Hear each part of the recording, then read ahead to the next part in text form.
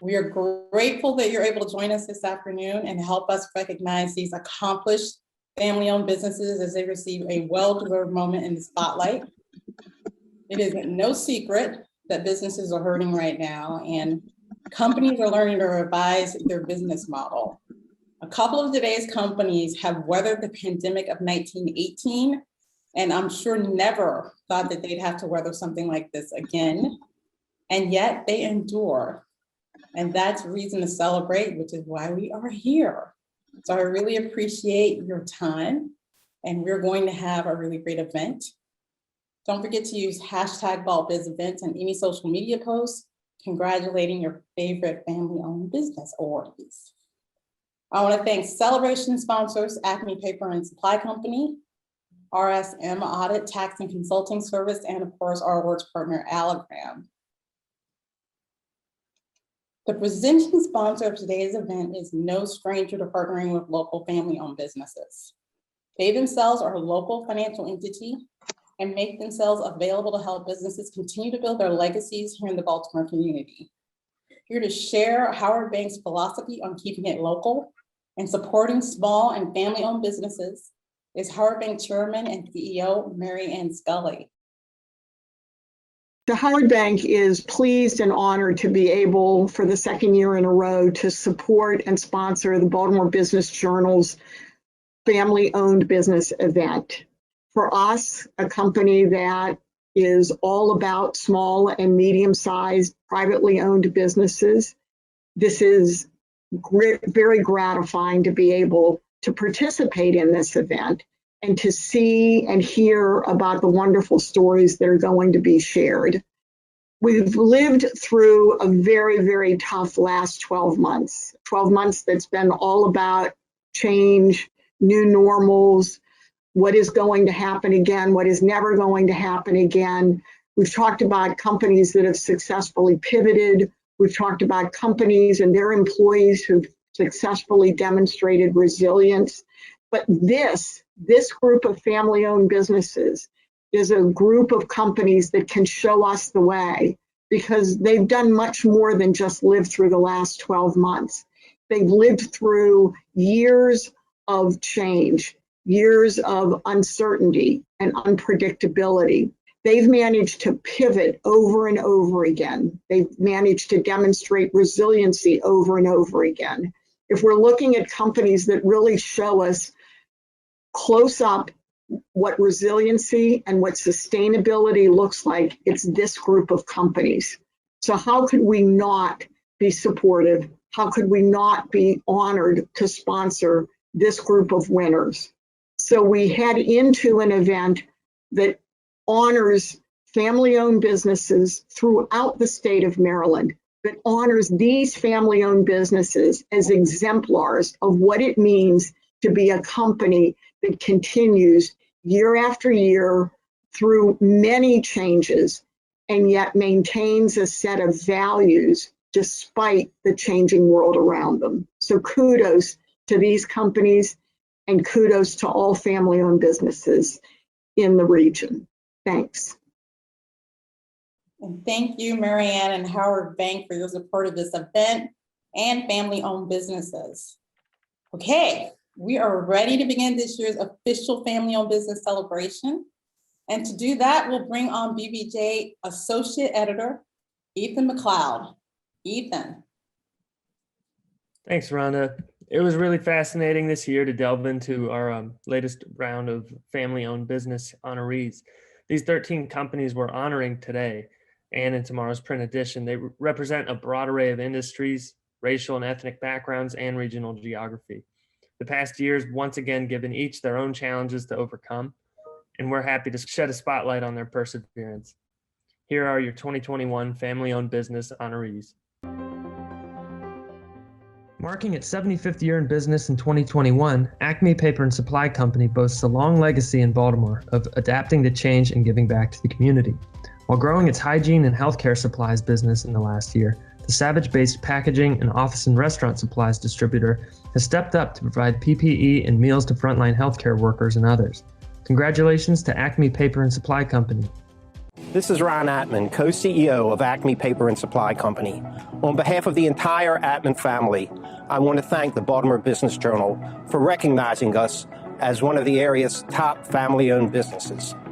We are so grateful for the thousands of customers that we have had over our 75-year history, and most importantly, for the wonderful, dedicated employees that have really helped ACME become what we are today. Thank you to all of you. Black Classic Press made a name for itself starting in 1978 as a publishing house dedicated to works by and about people of African descent. But the business has grown even further since it added digital printing operations in 1995. Owned and run by the Coates family, Black Classic Press is now the country's only Black-owned book printing company and is currently preparing to transfer ownership to the next generation. Congratulations to Black Classic Press. Good afternoon, and thank you for the honor to be recognized as a Baltimore family-owned business. I am Kristen Coates, and along with my brother Damani, we are second-generation owners and operators of Black Classic Press Incorporated. My father, Paul, is the founder.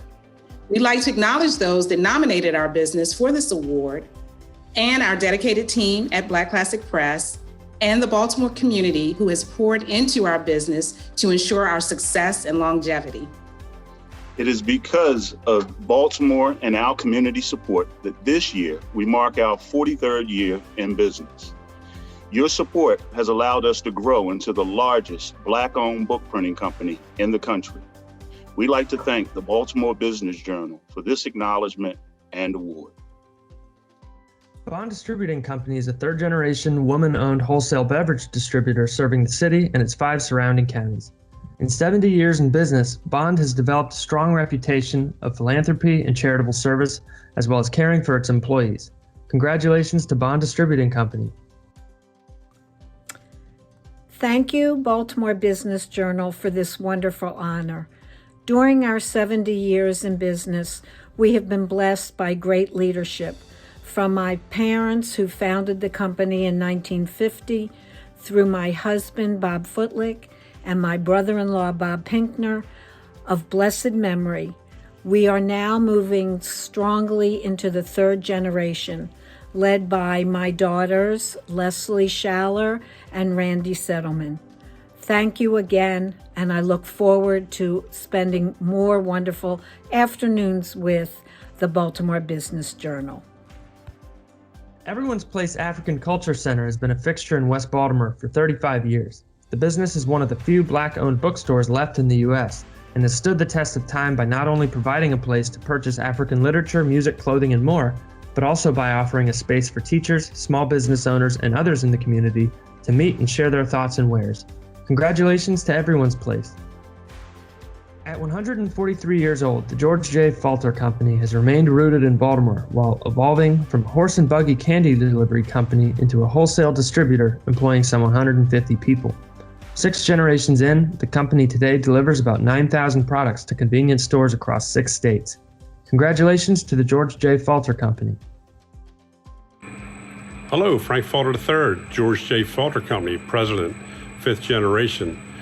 I want to thank Baltimore Business Journal for picking us as one of the oldest family-owned businesses in Baltimore. We started out in 1878. Amazing, we were horse and buggy delivery, and now we are 30 trucks, 150 employees. Currently, my wife, Amy Falter, is the controller here. My son, Frank Falter IV, he is actually training to take over the business. My daughter, Morgan Falter, has been helping us out with the website to relaunch it, to bring us up to date. My father, Frank Falter Jr., still around and living in West Palm Beach right now, retired. We have many people to thank over the years, all the hard work that was put into it. I wanted to thank everybody for that. And everybody stay safe. Thank you very much. At a century old, Glyndon Lord Baltimore Cleaners has built itself into a staple fabric care business serving the Baltimore region. The Garman family has turned this once small laundry operation in the quiet suburb of Glyndon into an enterprise with a devoted customer base that ranges from families to universities and museums. Congratulations to Glyndon Lord Baltimore Cleaners. Good afternoon. My name is John Garment, and I would like to introduce everybody here. This is my mother, Diane Garment, who is the matriarch of Glyndon, Baltimore Cleaners. My brother, Mike, his wife, Janet, and my wife, Christy, sitting behind me. First, we'd like to congratulate all of the 2021 Baltimore Business Journal's oldest family business honorees. We wish you many more years of success. Many thanks to the Baltimore Business Journal team for recognizing Glyndon Baltimore Cleaners as one of the area's oldest family businesses during our 100th anniversary year. This milestone wouldn't have been reached without our dedicated and talented team members and our beloved clients who trust us to clean everything from their Canada Goose parkas to their Oriental rugs. As Thomas J. Stanley said, good health, longevity, happiness, a loving family, self-reliance, fine friends, and if you have them all, you're a rich person. Thank you again for this honor and for recognizing Glyndon Baltimore Cleaners as one of Baltimore Business Journal's oldest family business honorees in 2021. Thank you. Greenebaum Enterprises is a real estate development, investment, and advisory firm with local roots dating back to the middle of last century. Based in Pikesville, the company today has a broad portfolio of mixed-use, residential, office, and commercial space in the region, and has donated tens of millions of dollars to schools, hospitals, and nonprofit partners through the Stuart and Marlene Greenebaum Family Foundation. Congratulations to Greenebaum Enterprises. On behalf of Greenebaum Enterprises and the entire Greenebaum family, I am deeply honored to be receiving the Family-Owned Business Award. It's very special to be part of a great group of businesses and families. We all love our city, love our community, and we love doing business here in Baltimore. And it's a great honor, and I truly appreciate all of the support we've gotten over the years from such an amazing community. So it means a lot to us. Thank you. Holly Poultry is a 3-decade-old distributor and processor of poultry products with 2 large facilities in South Baltimore. While continuing to adapt and grow over the last year, Holly Poultry has stepped up tremendously during the pandemic, giving away enormous amounts of chicken to feed hungry families. Congratulations to Holly Poultry. I'm Zach Fine, CEO of Holly Poultry, and what a great honor to be nominated by the Baltimore Family-Owned Business Award. And I would like to thank the BBJ for honoring Holly Poultry, Holly Hoey with the United Way for nominating us, all of our employees that have helped us achieve success over the last 3+ decades, and finally, my family and friends that have supported us. Most importantly, my parents, Mike and Jeanette, for building the foundation and affording myself the opportunity to take the business to the next level. Thank you. Jones Junction dates back over a century to a single Ford Service repair center in North Carolina. Today, the company is one of the largest family-owned retail car dealerships in the state and employs over 600 people. Jones Junction has strong local roots, and during the pandemic, has donated 100,000 meals to the community through a partnership with Klein's and local food banks. Congratulations to Jones Junction. Hi, I'm Brian Kilby from Jones Junction. I just want to thank you for winning your award for family-owned and operated dealership in the Baltimore area. Thank you once again. It's my pleasure. For almost 40 years, Michael's Cafe has been serving loyal customers in the county, growing from a little neighborhood bar into a local favorite known for its crab cakes, steak, and more. The Dallas family has kept their 2 locations in Timonium and White Marsh strong, despite a year unlike any other, and have even managed to give back by feeding first responders and others in need. Congratulations to Michael's Cafe. Hi, I'm Steve Dallas from Michael's Cafe. On behalf of my family and I, we would like to thank the Baltimore Business Journal for this year's recognition. We would also like to thank all those who nominated us, our loyal customers, and extremely dedicated employees who have been a huge part of our success for the last 37 years. Thank you, and congratulations to all this year's recipients. Founded in Baltimore in 1947, Murphy Falcon Murphy is a family-run law firm that has represented clients in some of the city's and state's most prominent cases, including the family of Freddie Gray. The firm represents clients ranging from individuals to large corporations, but specializes in defending victims of police brutality. Congratulations to Murphy Falcon Murphy. Thank you, Baltimore Business Journal, for recognizing and highlighting the history of Murphy Falcon and Murphy. We're the oldest Black law firm in the country. founded by my father in 1947, William H. Murphy Sr. And when he became a judge in 1970, I took over the firm. And then in 1997, my son, William H. Murphy III, joined the firm. And by 2007, he was the managing partner of the firm. Dick Falcon, the non-Murphy on the masthead, joined us in 1971. And we've had an association in the practice of law for 50 years. I'm so blessed by all of this. I'm even more blessed, we're even more blessed by the great employees that we've had over the years, the great lawyers, the great workers with the firm, without whom we would not be here today.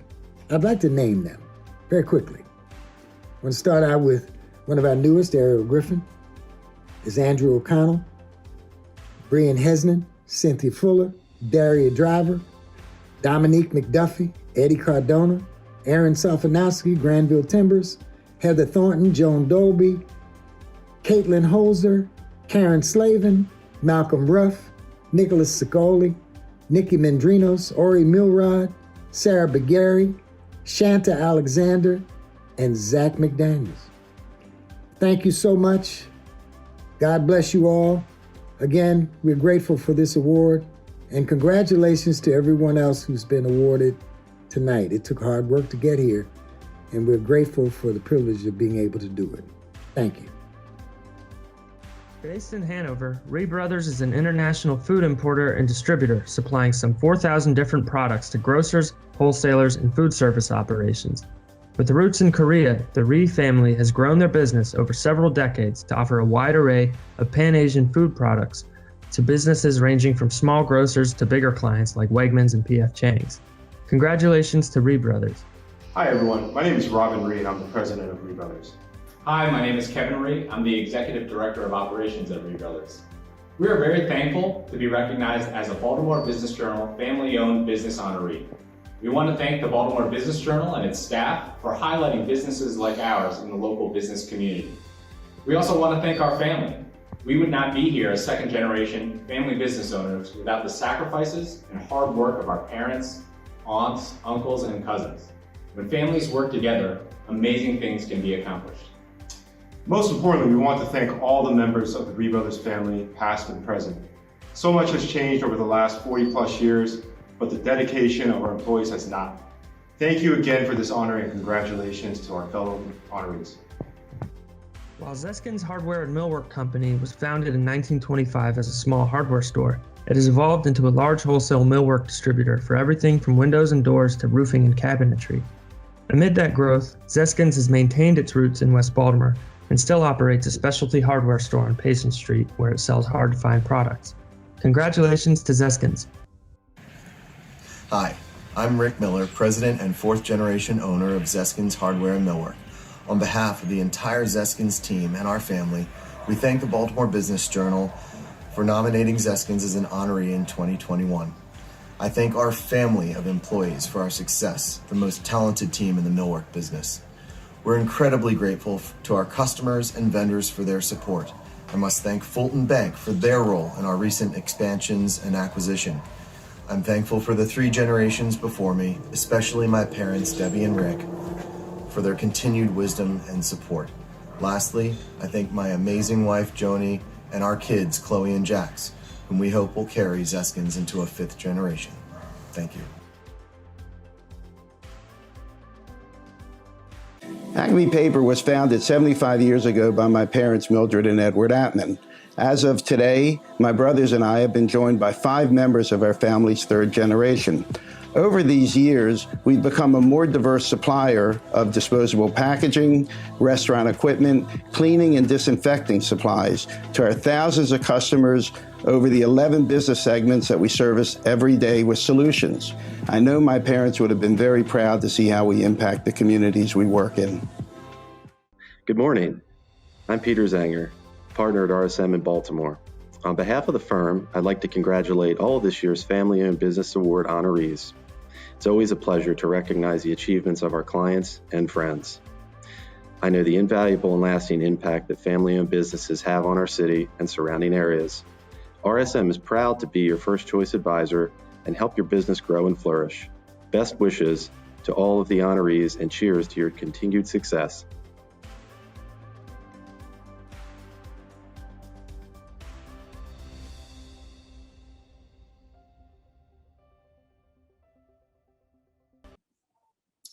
Congratulations to all of this year's family-owned business honorees. I think you could get a sense from listening to even the short descriptions of just how amazing a group of honorees we have, and also a sense of, based on those nominations that we have, all the great family-owned businesses that are out there. And we want to learn a little bit more about some of them.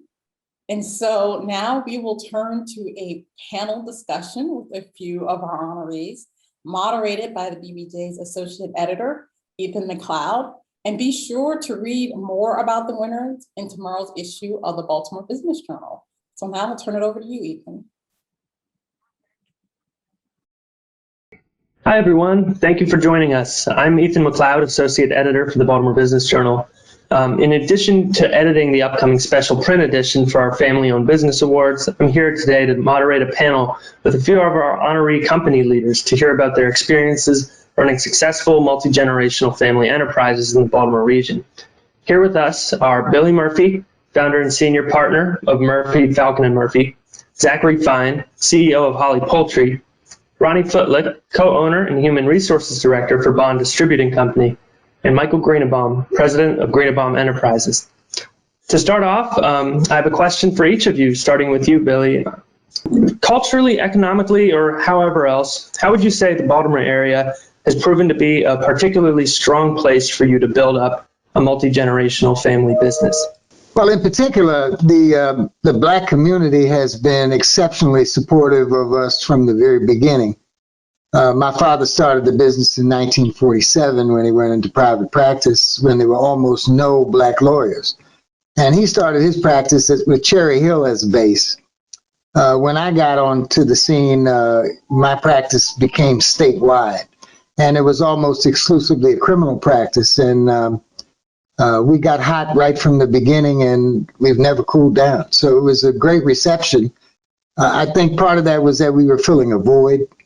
There had been a revolution in criminal law and in jury trials in particular, and we were a part of that revolution because we were the first wave of young lawyers of any age really, who had an opportunity to try jury trials, because until 68, all the juries were white, and 68 integrated the juries for the first time. They had another advantage, a disadvantage rather, to Black people, and that was they were old white people who were retired, old white men. There were no women on the jury even. And so everyone wanted to avoid that. And so we filled that space, and that was good. Great. Zachary, same question. How would you say the area has been a great place to foster building up a family business like yours? Well, the business started in 1989 with my dad, learning from him. We're born and raised locally here, right in the Baltimore area. And I'd have to say that two really biggest points are strategically the location. Allows us to not only penetrate with our food products into the Baltimore marketplace, but being so close to Washington, D.C., being so close to Philadelphia, and really just another stretch up to New York. So the strategic location of the city allows us to hit a lot of people and a lot of growth in the last several decades. And then the second point would be labor. Labor is a really big deal in the food industry, and that has really helped us grow over the last 3 decades, is finding the right people. A lot of unemployment in the city that we are doing our best to hire as many as possible, and having that close family around us of employees that are really within a 3 to 5 mile stretch of the operation, being able to get here quickly and invest their career with us and helping us grow to the next level. So I'd have to say those are probably two of the biggest parts of the area. Nice. Ronnie, how has this region helped you guys really grow? So in 1950, when my dad and mom established our distributorship, Baltimore was a very insulated community. We were the first out-of-towners to be in the beer business, and some of the older members of the community might remember that a lot of beer was brewed here in Baltimore. There were 6 or 8 different breweries and at least 10 different distributors. Of course, now we don't have any more except microbreweries, and we're down to 2 distributors in the metropolitan area. What has happened in the course of the last 70 years is an opening up of community. Not only did we find people reaching out to us, but my kids who were born and raised here and educated here found it very welcoming to come back. We kicked them out after college and told them, you have to work for somebody else before you want to come into the business. And so when they came back, they had connections, and the sense of community was very, very different than it was in 1950. Great. And Michael, would love to hear just about your family business's story and how Baltimore has catered to its growth. Well, being a residential and commercial development company, Baltimore has been an ideal environment. As we know, the city itself is really comprised of neighborhoods. People from Baltimore know that we are really it's a deep fabric in Baltimore with different neighborhoods. So it's been ideal especially over a generation, from my father to myself, to actually work in this environment and be a part of the community that we develop in and have grown in, and also to give back in, because I think a big part of my father's legacy and mine is continuing the family tradition of philanthropy. But as far as the community and the city, it's been a terrific environment. Ironically, though, my great grandfather was supposed to get off the train in Washington. He got off a stop early and got off in Baltimore. So I can't say it was really planned, but it worked out really well for us. And it's just great to be, and hopefully, my children will continue their roots and continue in our community. So it's, the city is very special to us. Wonderful. And I feel like there's a bunch of different stories like that with how things got started. It's a great origin story. Billy, getting back to you, especially with your business, your family is a living example of a specific type of profession being passed down through generations. What values did your elders pass on to you to fuel your interest in law? And what have you passed on to your son, who's now managing partner, as well as to your other children? Well, my father practiced during segregation, and that was when I went to school as well. And so most of the advice that he gave me was centered about race, about how to deal with white people, the difference between how you're going to be received in the various ethnic communities, with the Jews giving the most positive response to black businesses and just black people generally, because we had so much in common in terms of discrimination. And Jews were very sensitive about almost being wiped out in Germany. And so the consciousness between Jews and blacks was very high, and the sense of joining together as a force to battle discrimination was very high. So he taught me also about cross-examination and a lot of the skills that you would need to be a lawyer, because he used them all on me when I was growing up. I was not exactly the easiest kid to raise. I always wanted to know why. I was very anti-authority, traits that have held me in good stead as a lawyer, but didn't make me a model child. And so he would tell stories, war stories about what it was like to be in court, who was prejudiced, who wasn't, what I had to look out for from Judge X versus Judge Y or Judge Z, stories about the courtroom, stories about clients, stories about everything under the sun. And so he left me feeling that being a lawyer was easy. Boy, was that wrong. And I thought I could be better than him, and that's, I think, the attitude that he wanted me to have, although he didn't express such positivity about that attitude when I was growing up. So it was a very good experience. And then there were the elders who also had similar experiences. The George Russells, the Milton Allens, the Emerson Browns, guys that had been pioneers along with my father. Remember, my father's law firm was the first law firm to be able to rent space in downtown Baltimore in 1964. He couldn't even join the Bar Association. And so we had Black Bar Association. So it was all about that. And it was extraordinarily helpful. I could not have become the practitioner that I am unless I had gotten that kind of advanced view and been told all the stories and learned so much from my dad. And he became a judge in my first year of practice. And he served on the bench for 34 years in the District Court of Maryland. So I didn't have him around during my first or second or third year of practice because he was doing his thing.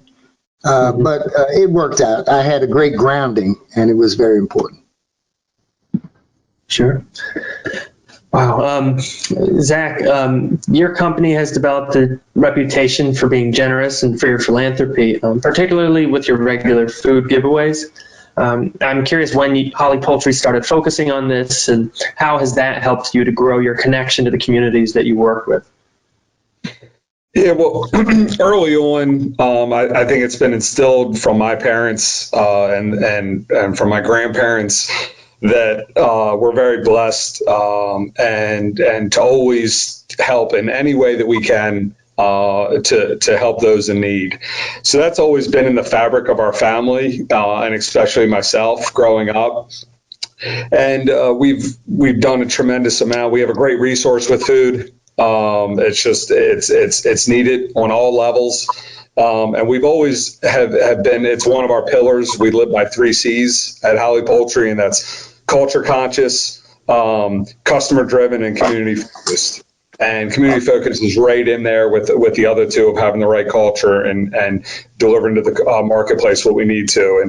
And with our growth and with our success, using that ability and our resource of food and make sure that it gets in the right hands. So we do that on a weekly basis, year in and year out. We've always been that. I've learned that from my parents and more importantly, my father, who started the business. And it's been a learning experience for myself. Like I said, it's been from when I was younger, and it's always something we've done. And now what I'm instilling into the business that as we grow, never taking anything for granted and making sure that we're supporting anywhere around that we do business that we can touch, and especially the Baltimore marketplace. And obviously when the pandemic hit, which has had a little bit of press, I teamed up with the local DJ Kopak, and he did these virtual dance parties, and we teamed up with United Way, and we ended up giving away around 200,000 pounds of chicken in the last year to Baltimore and surrounding counties, food banks, because there's been such even a greater need. There's always a need, but even a greater need during the pandemic. So it was our time to step up and even do more, and we've continued to do more. And hopefully in the next couple of months, COVID's going to go away or take a back seat, but we'll continue with that faster approach to helping all those in need. One can hope. That's for sure. Ronnie, thinking of Maryland's history, the state and the Baltimore area too has a strong history of pride in manufacturing, including of booze. I'm curious how that has played into your company's growth over several generations in business. Well, interestingly, we're in the distribution business, so we're not brewing. But I think there has been an identity within the community that beer is a good thing. It's the beverage of moderation. And so it goes back to Natty Boh and Mr. Boh, which has been resurrected at least a half a dozen times over. And so I think that helped create a lively atmosphere in which we could grow. We started out with 3 salesmen and 4 truck drivers, and we now have 150 employees who all live and work in either the city or the surrounding counties. So we're fairly well represented.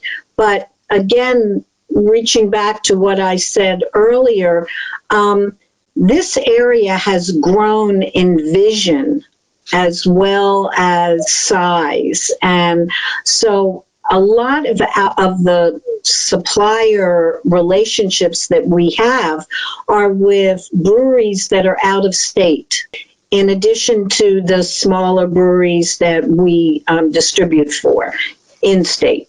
So it's been an interesting growth. The business is dynamic. It's always changing. We've had to pivot a lot this year, but I think we've helped our customers who could remain open to thrive as well as survive. For Michael, at the heart of real estate development, there can be this, especially when you're talking about, entire communities. I'm just thinking of your line of work. How does the idea of building community help to shape your guys' plans and how you approach development?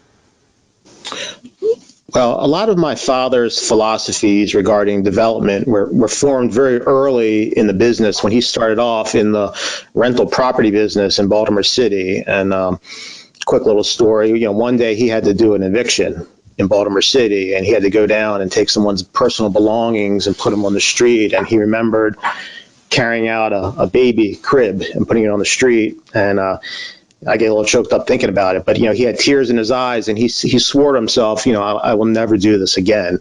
And then he got out of that part of the business and really got into building homes. And I think a lot of that philosophy and how he grew up, it's like playing stickball in the alley, and some of the stories I've heard with amenities. When we started doing communities and neighborhoods, you started seeing how those things influenced how he thought about development.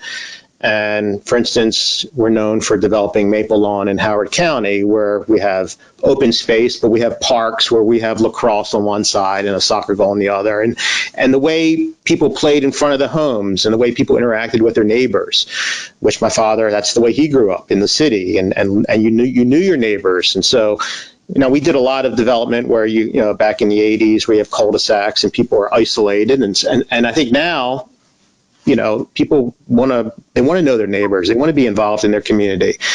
And we're seeing, and what's also ironic is I'm now completing my father's vision in Maple Lawn in Howard County, because we still have more to go. And it's kind of an honor that I'm able to, based on what I've learned from my father, then also try to create that vision and make it the best possible. So I think that's really one of the great joys I have in the family business, is not only did I learn from my father, literally from the ground up, because he used to come home with muddy shoes, when I was a little kid, and it was always like, he had one pair of shoes back then, like polish my shoes, Michael, because I got to go to maybe I had to go to a bar mitzvah the next weekend. So I remember scraping caked off mud off of his shoes. And I guess that was kind of like, I always knew maybe I'd be destined to go into the real estate business. And my father, he hated his father's business, who was in the men's clothing business, and he had a successful chain of clothing stores, but my father hated it. He wanted to get out of that business. So it's just kind of interesting how, things shift. And but real estate is very long-term, multi-generational. My kids they're in it whether they like it or not, really. I think I'm really looking forward to what the future holds with that. This is for Zach. In your line of work, you're in an industry that has some major players, including here in Maryland on the Eastern Shore. What has helped you to keep Holley Poultry growing, given that competition, and how do you make sure you set your products apart? So you mentioned one of the biggest family-owned companies in the state, Purdue. very successful, moved past first to second, and now working on third generation. And we're at second generation, and hopefully one day my kids will want to be involved in the business. That's what we all aspire to. But they're really, we stay in our lane, I guess is maybe the best scenario. We are specialized further processor of poultry. And they're really good at growing the poultry and getting it processed and getting it out to the retail channels and out to the food service channels in kind of the raw form that it is. We team up with people like Purdue and the Mount Airs of the world that are really large Maryland companies and Eastern Shore companies, and we bring in that product and then take it to the next level. And we stay in our specialized lanes. We fabricate it in certain ways that the restaurant is going to be able to just get it in and then cook it and serve it, because everybody knows with food safety concerns and where wages are going now, and they like to limit those as best as possible in the back of the house of a restaurant. So they lean on us to have it already done for them. So we're a lot of start-stop. We're a lot of high labor. They want to run efficiencies. They want to run millions and millions and millions of pounds on a daily basis. And we want to then take that product from people like that and others and then get it really specialized into sizing or marination or topicals for some of our bigger partners like Royal Farms and Nando's. And then have it to hit those channels so they have less work. And that's kind of our niche to the marketplace. Very cool. This is a good segue. My question for you, Ronnie, thinking about these distribution channels, how did COVID affect Bond's distribution channels? And to add to that, were there different sales patterns or other trends that you saw arise from the pandemic, including with the varieties and volumes of alcohol being ordered or whatever else? So it was, last spring was a very interesting time period. We did lose a big number of our restaurants and bars that could no longer welcome customers. So we saw tremendous growth in packaged goods stores.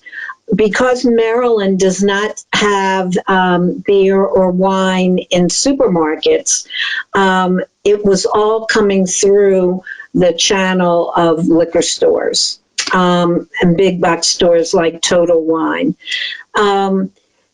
We didn't see a big change. We kind of thought maybe we would see a movement into lower priced beers more, but it was pretty steady across the board. Our biggest challenges came through our suppliers. There was an aluminum shortage, which affected can production. There was a glass shortage, which affected bottles. A lot of the manufacturing is done, decisions are made months before. We're going to brew this product this month. And that kind of got skewed. So there were many weeks where we had empty spots on our 120,000 square foot warehouse, which made us nervous. But basically, things kind of settled down. And when we finished 2020, we and our employees were the lucky ones because we were down, but we weren't out. So we kind of made it through and felt really so grateful that we never laid anybody off. And we helped support those 150 families, which was a big worry off of my head, because that's my ballpark. So, yeah, it was a tough year, challenging, but we pivoted. Everybody who could go home and work went home.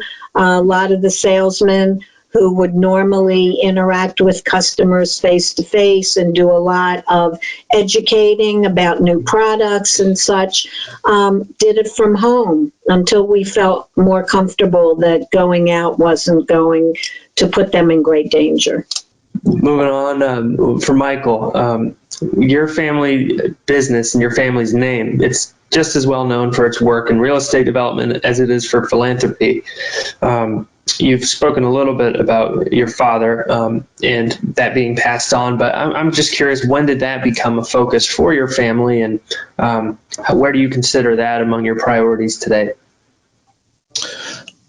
Well, for my father, he learned early on. First off, my father grew up, poor. I mean, relatively poor by, even today's standards. So, but he used to tell a story when he was a little kid in Hebrew school. Actually, he would get pulled out of the bowling alley when he was that young to get back into Hebrew school.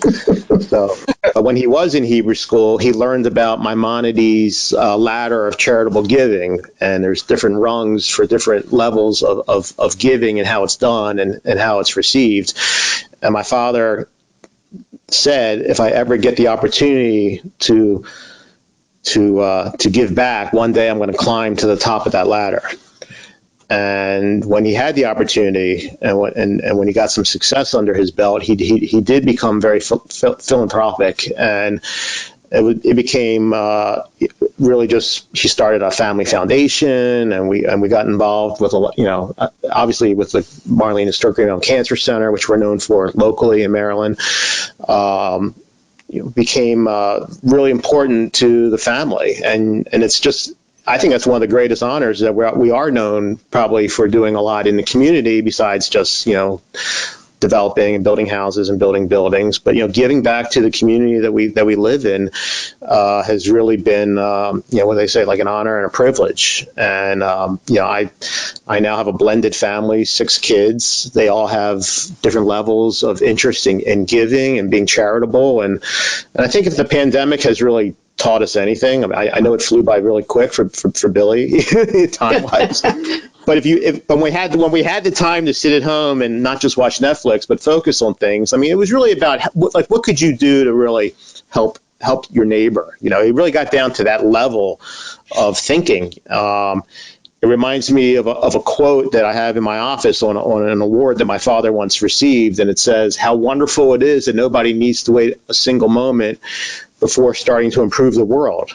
And that's from Anne Frank, and it resonates with me all the time when I read that, because giving does not always equate to money. You can do a lot with just being kind and helping your fellow neighbor. So, and I think Baltimore really reflects a lot of that, which, tying it back to the city, I think we are a city and a community that at its core really cares about each other. And I think that's why people who are from here tend to come back here or talk about their high school. And, there's a deep commitment, and it's really, I'm really proud to be part of that.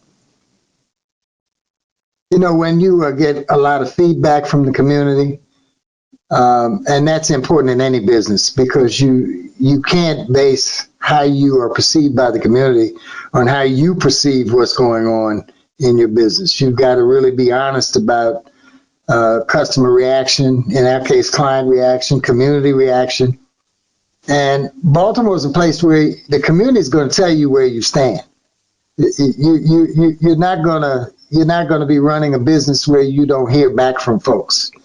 I think one of the things that I love about Baltimore is that people are very open about their feelings towards one another. And it's usually positive, but the negative helps too, because it helps you to course correct and to provide a higher level of service. And my father was a very charitable guy, and my son and I started a family foundation to honor both him and my mother. My mother was a social worker, and so she was giving 24/7. And of course, when you are dealing with people who bring you their most important problems in life, which is what we do, you're always giving to people 24/7. Every phone call is a giving event. Every phone call is a soothing event, a helping event. And I'm fortunate because that's the business we're in, helping other people directly. And that makes it all the more fulfilling, because the greatest fun you can have in life is to help somebody. I mean, that's the greatest pleasure. I had a good time watching all three of you look back at the joys that you've had from giving, because it's infectious. And when you have that kind of culture in your business where it's about serving people, then you're really cooking. It's not work anymore, it's play. It's effortless. And that's how it's been for us in Baltimore. So my dad always taught us when we were growing up that people said we were in the beer business, but we were really in the service business. Anybody can put beer out there, but if you don't take care of your customers, they'll never take care of you. And you will not be in the third generation, which we're so proud of.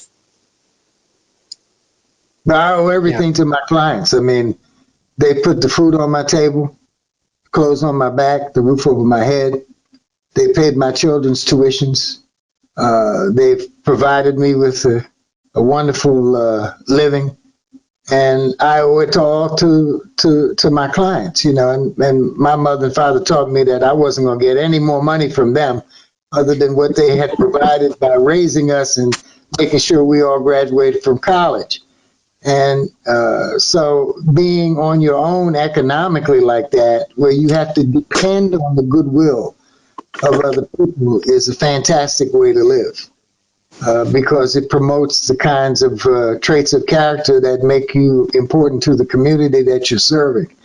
And you can look at the faces of my three colleagues here, and you can see the impact that really being a service to the community has given back to them. That's a round world. I mean, the more you serve, the more you get served. The more you help, the more you get help. The more you love, the more you are loved. And when you understand those fundamental principles of doing business, you really can't miss. Of course, you got to be a hard worker. I mean, you got to be a hard worker. Let me repeat that. A hard worker. There are no 5 o'clocks in our business when it's time to go home. Yeah. I mean, you're working around the clock, literally. And I love that too. I mean, it's hard to retire when you're used to being engaged with people around the clock. So as soon as you miss it, you start re-engaging, and there's no such thing as retirement.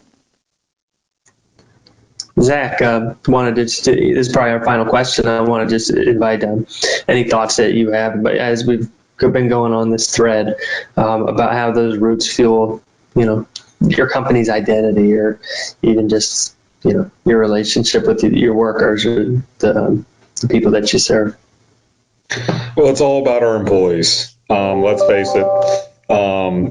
That is an integral part. And I think it's been instilled, like I said, from the beginning from my dad. And the fabric has been in me, working in summers in high school and summers in college, and when I graduated, I was a young kid, and my dad owned the company, and I graduated from college, and I said, you know what, Dad, I want to make this a full-time gig, and what kind of job? How much are you going to pay me? Well, it was the bare bottom, and it was at the bottom. And at that point, being 22 years old, I didn't realize. And now I'm still a young guy, 42, but I fast forward 20 years, and it all makes sense now. I learned the business from the ground up. He taught me the right ways to not only grow the business, but take care of the employees, take care of the community, think strategically. So really, when I look back at our roots of now 350 employees, so 350 families corporate-wide that we have, that's my responsibility. I have a really strong passion for growth and a vision of where we're going, and it's really special places to leave my statement on the business. But let's face it, my parents gave me a great opportunity that I can't ever forget. And the biggest pat on the back, because my dad's not a pat on the back type of guy. It's his expectation. He'll tell everybody else that I might be doing well, but he'll never tell me. That's just how it is. And I'm used to that one too, yeah. and we're on to something really, really special, and it really starts with the foundation he built and gave me a great opportunity and our family a great opportunity. And I need to take this business to the next level to allow all 350 families and their careers to grow, and then the future employees that come within the growth and really help their careers. So it's really about the people. It always will be, and it's really about my parents and the hard work and what they went through to put this business to where it is now, and giving me the opportunity to hopefully take it to the next level. Thanks. You know, it's funny that how your business grows unexpectedly into different areas of life. And right now, my young son and I are in business together for the first time. And it's a different business than the law business. It's the medical marijuana business, medical cannabis. And that's an experience to do business with someone when he's in his 40s for the first time. You know, Zach, you had the time to break in. You had the break-in period. My youngest son was a musician. And of course, he understood cannabis from that point of view. He also understood cannabis from being in Colorado and in California. And when we went into that business together, I mean, it created a totally different family dynamic, and it's very enjoyable. I love seeing my son grow as a business person. Now, of course, it's frustrating because he's a young businessman and I'm an experienced businessman. And, you know, I want him to be Rookie of the Year, you know. And they're growing pains, but boy, I couldn't ask for more. I mean, they have two sons that I'm in business with. Now, that's not to disparage my two other kids who are not in the business because they're both doing what they love. But the two of us that are in business together, in separate business together, it's a big thrill. It's one thrill after another every day. And yeah, I'm hard on my youngest son, just like your dad was hard on you. Yep. You know. So I wouldn't have it any other way. Yeah. I'd just like to add on to that. My father was hard on me, but you know, my father had a sudden stroke, and the business then all of a sudden, you know, you don't realize things are going along great in your life, and then something like that happens. So sometimes you think of a family business, and we're all under the impression that, you know, you're grooming, there's going to be an orderly transition, but sometimes life has a different way of can throw you like a curveball. So when my father took sick, I was not only thrust into running the family business or taking over the business, but I was also then the patriarch of the family and all these other things that Billy pointed out regarding what happens with family dynamics. You know, I was kind of left to handle all of that and be there for my mom as well. So these are all. How old were you when that happened, Michael? I was about in my mid 40s. You know, wow. I'm 56 now. So it was a little over. You know, so it was just an amazing challenge at the time. And so, you know, when you think of family businesses, it's great when everything can be, you know, orderly, but sometimes, you know, you have to pivot and just hope that you're prepared. And the one thing I can say about my dad is, you know, he didn't always give me the praise sometimes, but he was preparing me for whenever that moment occurred. And I'll always be grateful. See, one of the disadvantages in the black community that we're seeing right now is that none of this is happening.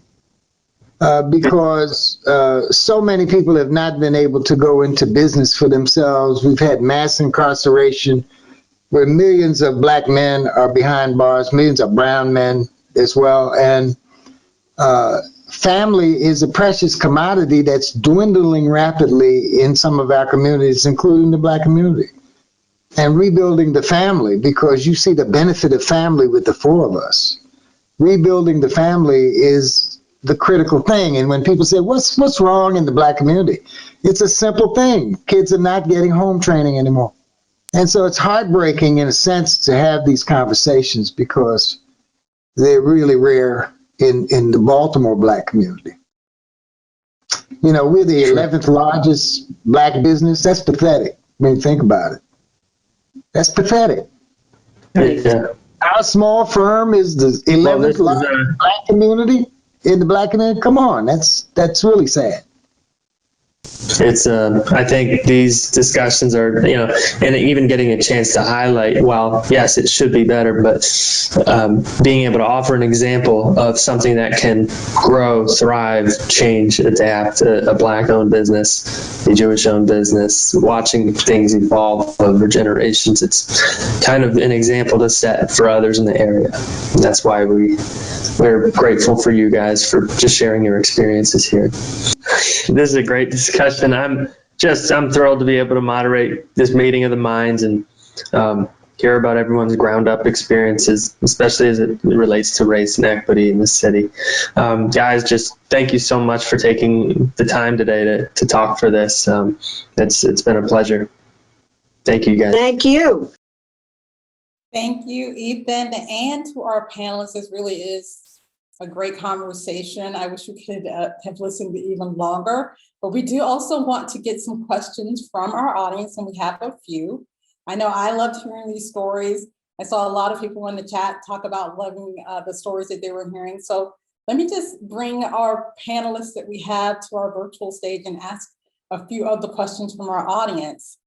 And one of those questions, the first one I will ask is from Kevin Rhee of Rhee Brothers. He asked, what are your hopes or thoughts for the next generation for your respective family businesses? You want to start with that? I guess I'll start.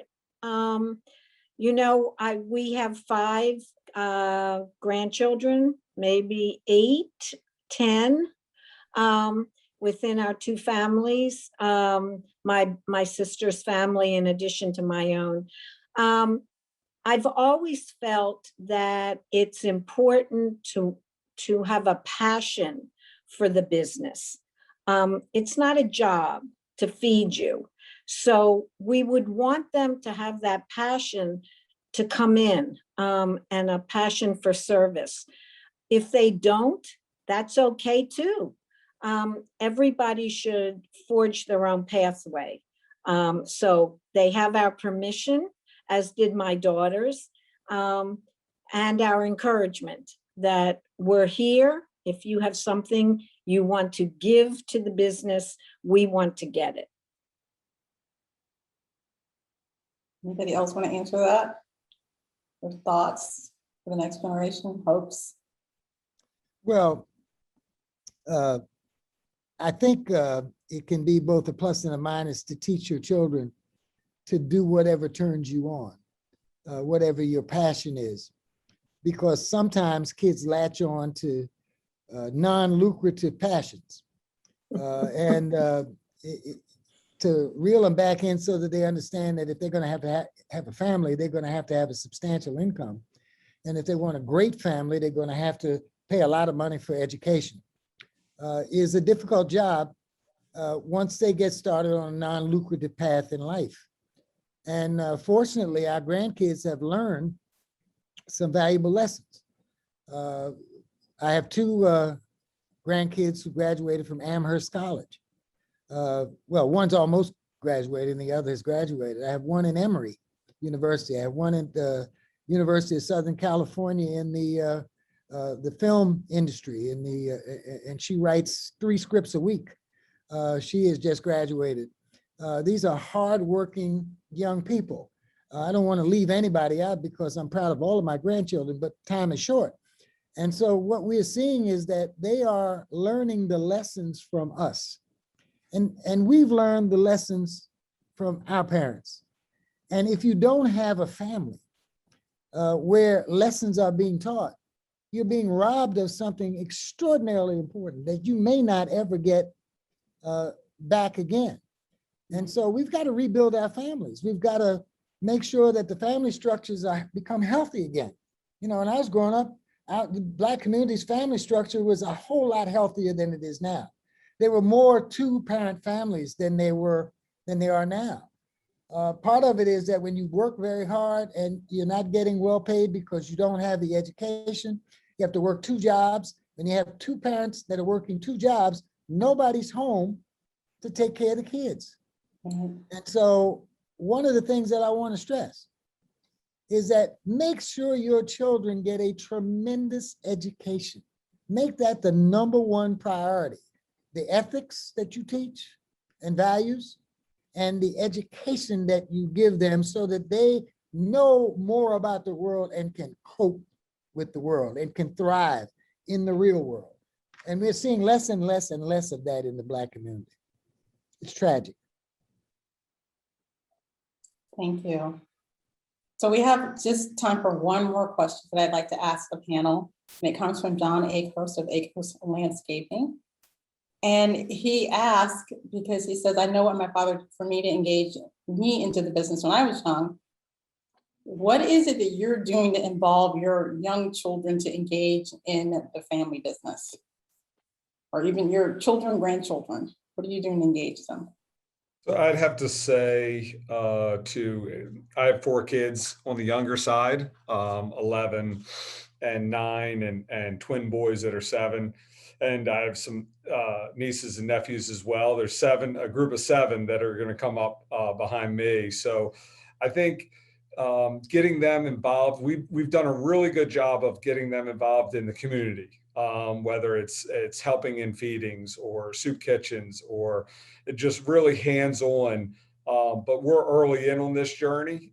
So I'd have to say it's more community-based. They definitely come in, they see what we do. But when I ask any one of them if they want to be involved, they say, I don't know.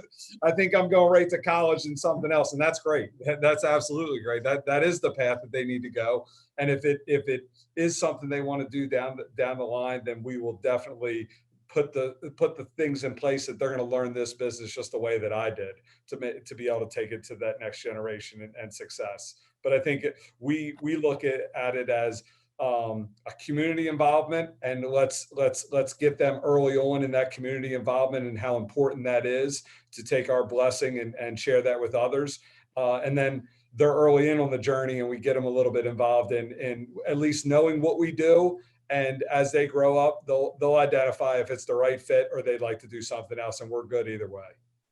I do want to just thank everyone once again for joining us. I especially want to congratulate all of the 2021 family-owned business honorees. You are amazing companies.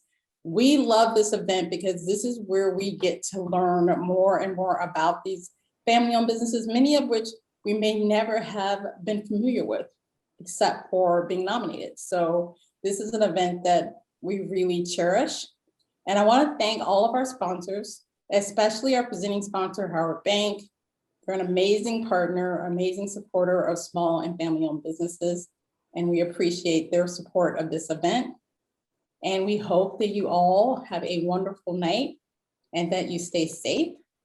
Thank you. Thank you all. Thank you very much. Thank you, Thank everybody. you. Thank you. Thanks, Rhonda. Thanks to BBJ. Great job as always. Thank you, everyone. Congratulations all. Thank you. Same to you.